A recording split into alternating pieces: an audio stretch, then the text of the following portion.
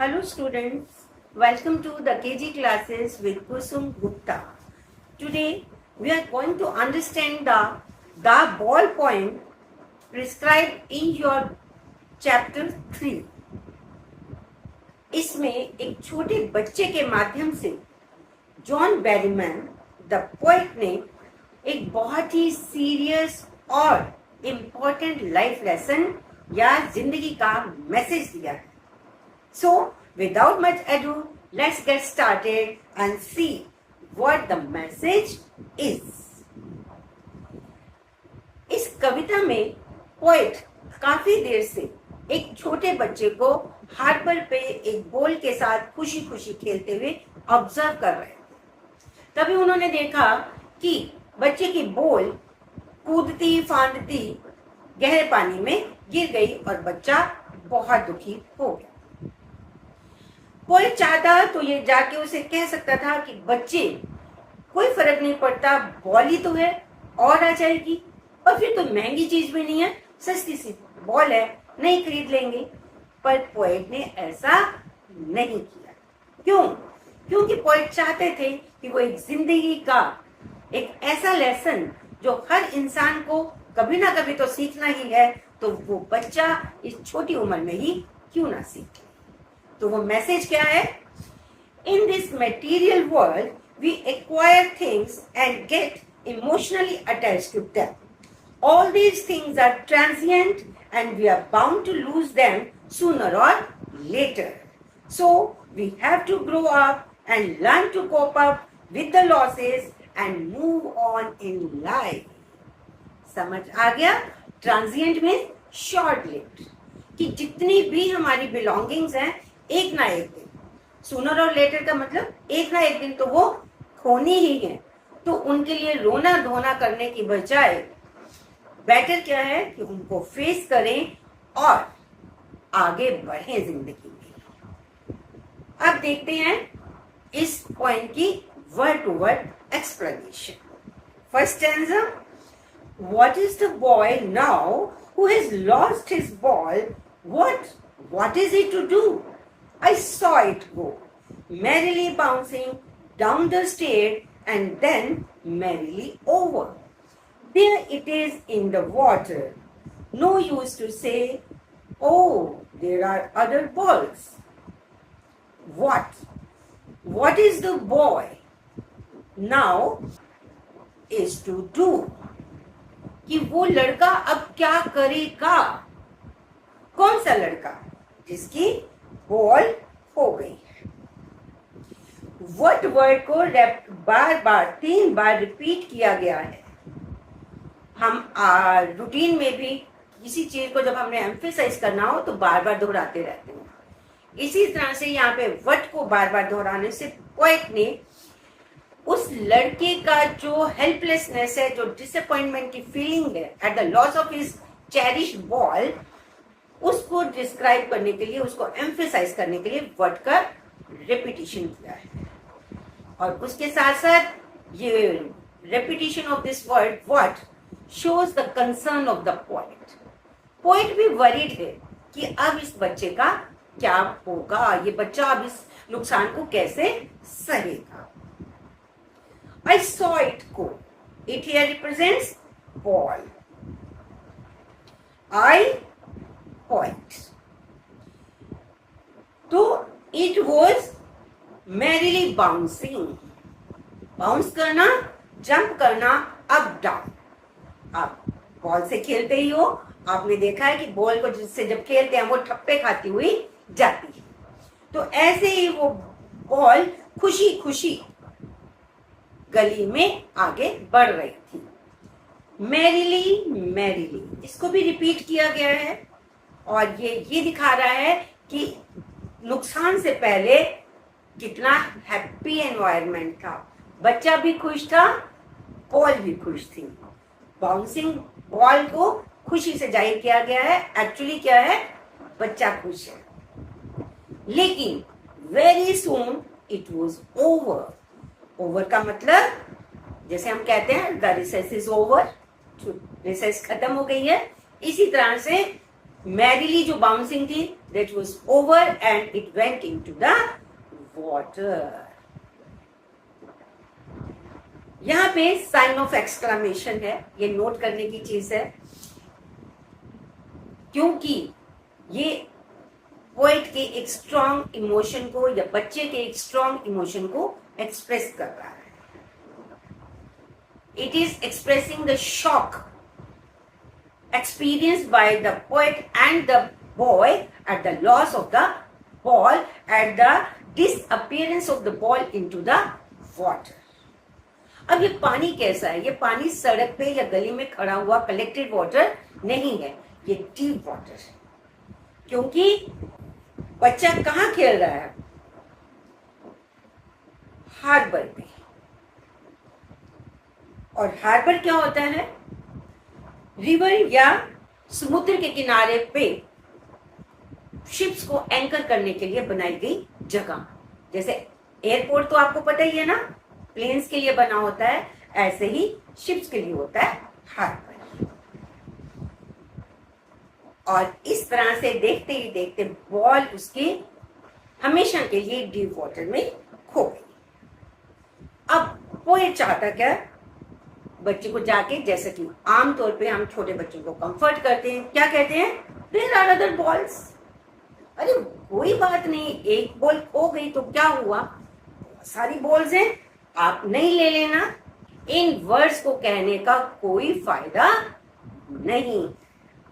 ऐसा पोएट क्यों कहते हैं नेक्स्ट स्टैंजा में देखेंगे, लेकिन उससे पहले हम देख लेते हैं कि इस स्टैंजा में पोएट ने कौन कौन से पोएटिक डिवाइसेस यूज किए हैं, ताकि आपको बोर्ड एग्जाम्स में कोई प्रॉब्लम ना आए.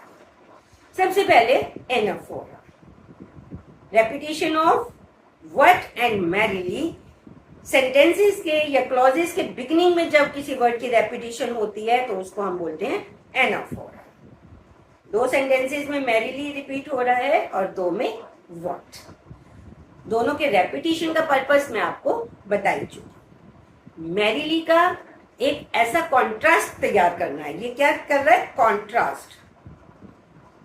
Contrast between the happy state before and after the loss of the ball. कि उसके खोने से पहले कितनी खुशी थी और उसके खोने के बाद कितना दुख आ गया. Personification, merrily bouncing ball. Ball जो है खुशी खुशी बाउंस कर रही है, तो ऐसा लग रहा है बॉल नहीं, कोई बच्चा खुशी खुशी उछल कूद कर रहा है. ह्यूमन इमोशन दे दी गई. As soon as boy now who lost, O sound repeat हो रही है तो इट इज एसोनेंस. इमेजरी तो है ही, आप इमेजिन कर सकते हैं कि एक बच्चा हार्बर पे बॉल के साथ खेल रहा है, या फिर इस इमेज को देख के आप रियलाइज कर सकते हैं कि बॉल के खोने के बाद बच्चा कितना दुखी है. आगे बढ़े. An ultimate shaking grief fixes the boy as he stands rigid, trembling, staring down all his young days into the harbor where his ball went. I would not intrude on him. A dime another ball is worthless. Same emotion जैसा कि पहले स्टैंजे में था कि poet ने उसको कुछ नहीं कहा, जबकि बच्चा क्या हो चुका है? पूरी तरह से जड़ हो गया है. फिक्स हो जाना, एक जगह पे स्टैचू बन जाना. आमतौर पे बॉल खोदती, पानी में जाती तो बच्चा क्या करता? भाग के जाता उसको लाने के लिए. नहीं, वो वहां पे जड़ हो गया, क्योंकि उसको पता है it is lost for ever. Shaking grief, पूरी तरह से बिखेर देने वाला, तोड़ देने वाला दुख. अल्टीमेट, एब्सोल्यूट, एब्सोल्यूट दुख. इससे ज्यादा दुख नहीं हो सकता. बॉल के खोने का दुख इतना बड़ा दुख था कि वो बच्चा जहां का तहां खड़ा रह गया. As he stands rigid, rigid होता है स्टिफ, बिल्कुल स्टैचू बन गया. वो उसको समझ नहीं आ रहा क्या करे. यही इमोशन पहले स्टैंजे में था. What to do, what to do, what is he going to do? Helplessness. वो अब भी हेल्पलेस फील कर रहा है.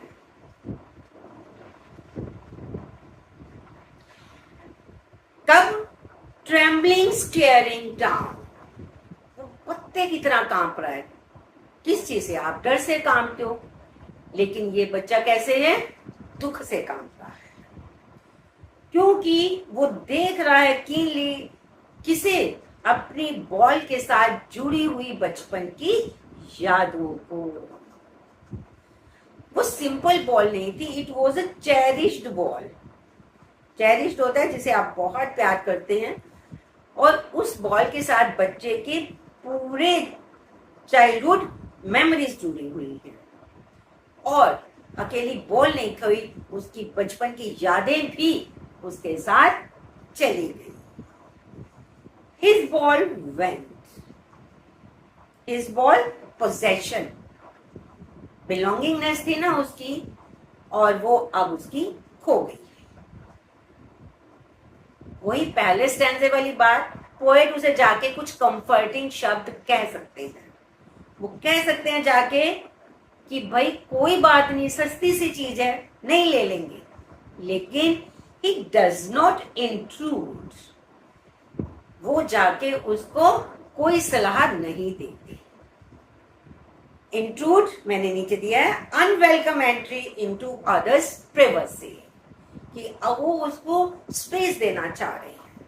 वो नहीं चाहते कि जब वो इसमें लॉस में दुखी है और वो उसको जाके कोई सलाह मशवरा दें या उसे कहें 10 सेंट की आ जाएगी नई बॉल, लेकिन ये कहना क्या है?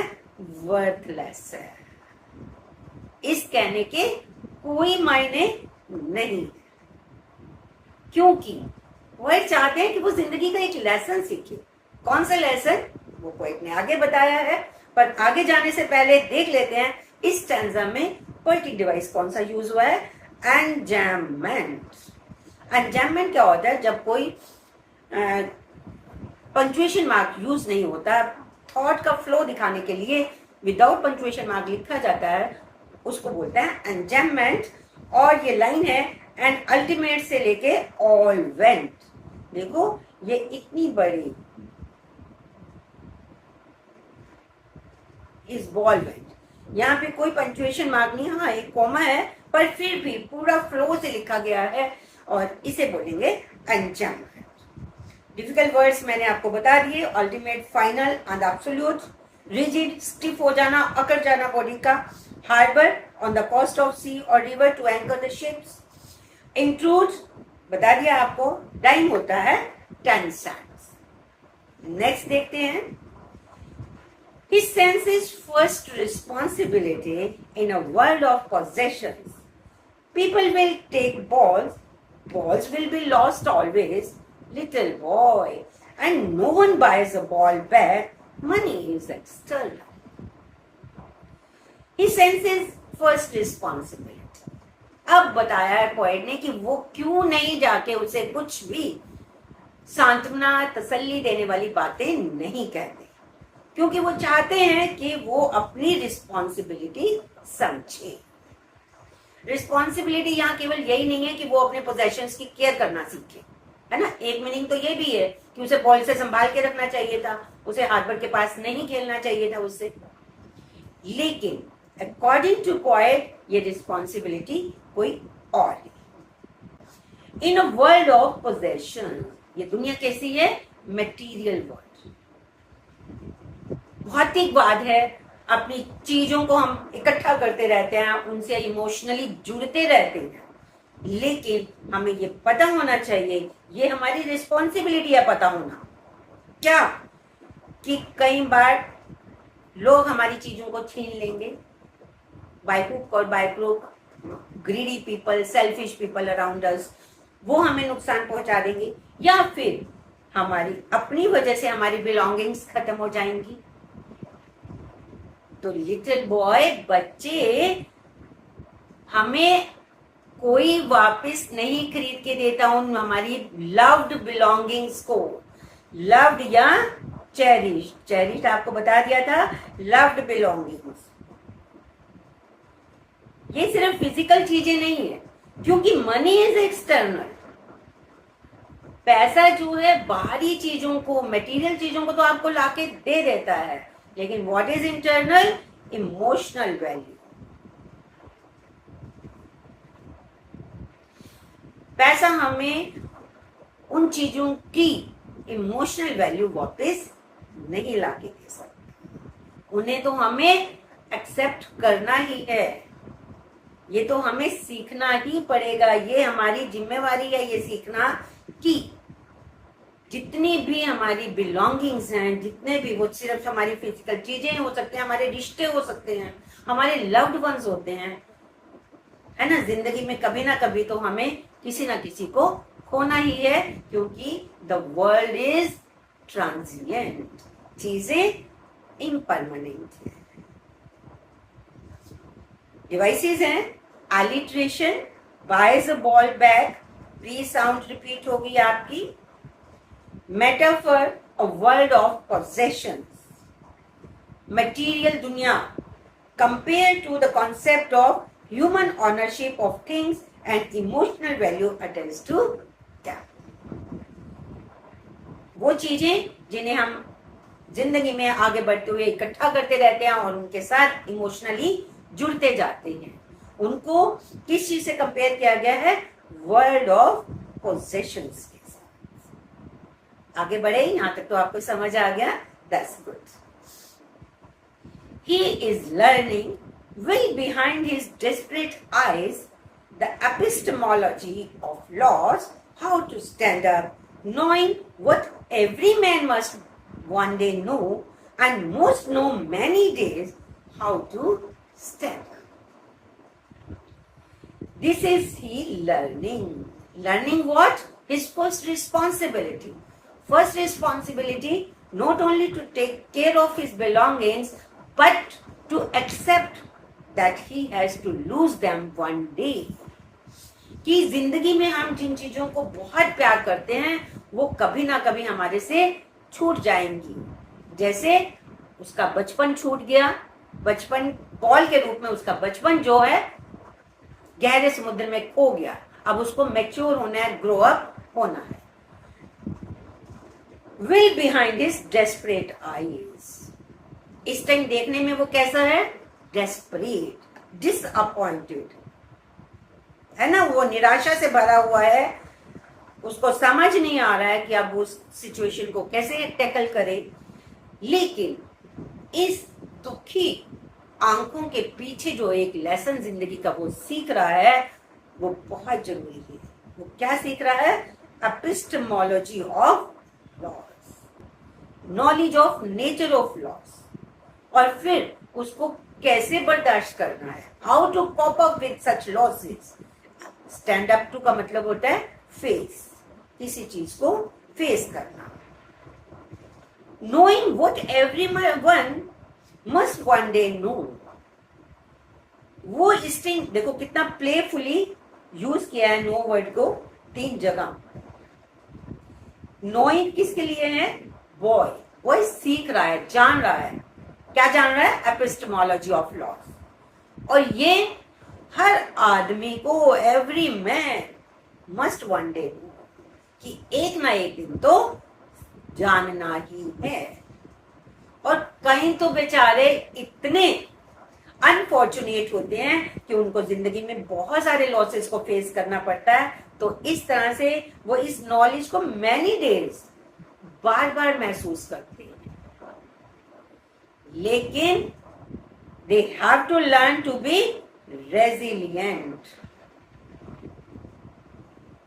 Resilient, accept the loss, cope up it and move on.